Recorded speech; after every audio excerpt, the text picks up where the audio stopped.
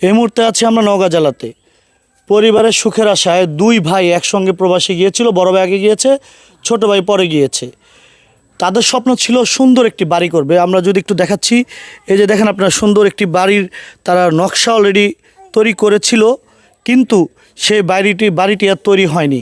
এই বাড়িটি তৈরি করার আগেই, নতুন ঘর তৈরি করার আগেই তারা নতুন ঘর পেয়ে গেছে সৌদি আরব একটি দুর্ঘটনায়, অগ্নিকাণ্ডের দুর্ঘটনায় দুই ভাই একসাথে পরপারে পাড়ি জমিয়েছে।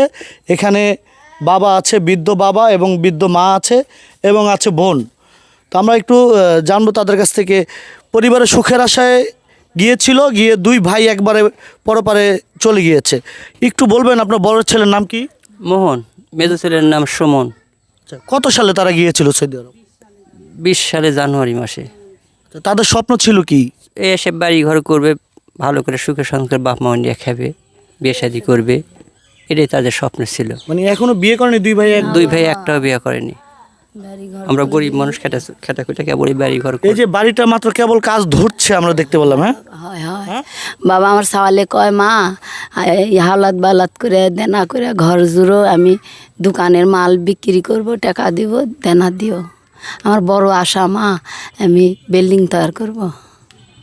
আর বাবার ভাগ্য হয়নি। নতুন বাড়ি করতে চেয়েছিল, কিন্তু নতুন বাড়ি তো তারা পেয়ে গেছে। হ্যাঁ বাবা, আমার বাবা কষে বাবা দিশাহারা হয়ে গেছি বাবা। এই শোকাহত পরিবারের সাথে কথা বলার ভাষা আমার জানা নেই, কারণ একসঙ্গে যখন দুটি সন্তান পৃথিবীর মায়া ত্যাগ করে চলে যায়, তখন আসলে এই বৃদ্ধ বাবা আমার কী হবে। একটু আগেই বলেছে, বৃদ্ধ মা বলেছে যে আমার দুটি সন্তান চলে গিয়েছে, একটি সন্তান প্রতিবন্ধী এবং এই যে মুরব্বিও নাকি একটু প্রতিবন্ধী। তো এখন বিষয়টা হচ্ছে আসলে এই পরিবারটিকে এখন কে দেখবে? নতুন বাড়ির কাজ ধরেছে, বাড়িটি কমপ্লিট করবে কে, শেষ করবে কে? এই বাড়িটি যে কাজ যে ধরেছেন, অনেক টাকা ইতিমধ্যে খরচ হয়েছে। এখন এই বাড়িটি সম্পূর্ণ কিভাবে করবেন? বাবা নেই, এখন থকিত পরে থাকবে, কেমন করবো বাবা? তাহলে সম্পূর্ণ বাড়িটি কাজ সম্পূর্ণ হবে না? কীটা করবো বাবা? পুঁজিপাটটা যে বাবা লিয়ে গেছে। আসলে এই বাড়িটি সম্পূর্ণ করার মতো এখন আর্থিক অবস্থা তাদের ভালো নেই, কারণ দুটি সন্তানের উপরে এই পরিবারটি পুরোপুরি নির্ভরশীল ছিল। হ্যাঁ, তো এখানে আমরা যে মুরব্বীর সাথে একটু বলবেন, আঙ্কেল আপনার ছেলের সঙ্গে সর্বশেষ কি কথা হয়েছিল? সর্বশেষ কথা হয়ে গেছিলো, আব্বু তুমি ঢালাই দিয়ে মিস্ত্রি ইয়া করো। মিস্ত্রির সাথে আমার সাথে সব কথা করলো, ভিডিও কলে দেখলো, মিস্ত্রিকে দেখালো। দেখার পর মনে করো করছে, আব্বু তুমি চিন্তা করো না, আমি অল্প সময়ের মধ্যে বাড়ি চলে আসছি, বাড়িটারি হয়ে যাবে, তুমি চিন্তা করো না। আর মিস্ত্রিকে করলো যে 1 মাস মধ্যে বিল্ডিংটা করে দাও। তো সেটা তো হলোই না, আর চাউলেরও ফিরা হলো না, টাকা পয়সাও তো পেলাম না। যা কিছু আসলো, চাউলের যেটুকু কামাই করেছিল ওরা কারখানা দেওয়া ইজার দেওয়া ওরা ফুরিয়ে ফেলেছে। এখন এখানে দোকান বাকি করে সিমেন্ট লেলছে, লিয়ে এসে ঘর জুড়েছি। এখন মনে করো চাউলও গেল, এই দোকানে বাকিও পড়ে গেল। এই বিল্ডিং তো মনে করো কোনো বাপের সম্পত্তি নেই, এই বিল্ডিং হওয়া তো আর হবে না, আর বিল্ডিং থাকবেই বাকি। এখন আমি অসহায় মানুষ, এখন আমার দিন পথ যাওয়া, পরিস্থিতি খুব খারাপ, যেহেতু কাজকাম করে পাই না।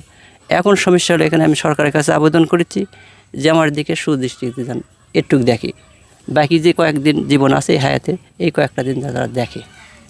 স্বপ্ন যাবে বাড়ি আমার। সৌদি প্রবাসী দুই ভাইয়ের স্বপ্ন ছিল বাড়িতে আসবে, নতুন একটি বাড়ি করবে এবং বিয়ে করবে এবং নতুন করে সংসার গোছাবে। সেই স্বপ্ন আর পূরণ হলো না। তো বিষয়টা হচ্ছে, আজকে যে আমরা দেখতে পাচ্ছি এখানে এসে যে সুন্দর করে গাঁথনি করেছে, কিন্তু এই কাজটি সম্পূর্ণ হবে কি না এই প্রশ্নটা রেখে গেলাম। যে যেখান থেকে ভিডিওটা দেখছেন অবশ্যই বেশি করে শেয়ার করে দিবেন এবং অন্যকে দেখার সুযোগ করে দিবেন, যেন সরকার পর্যন্ত এই ভিডিওটা পৌঁছায় এবং সরকারিভাবে যেন তাদেরকে একটু আর্থিক সহযোগিতা করে, সরকারিভাবে যেন তাদের পাশে দাঁড়ায়। সেই প্রত্যাশা শেষ করছি। আল্লাহ হাফেজ।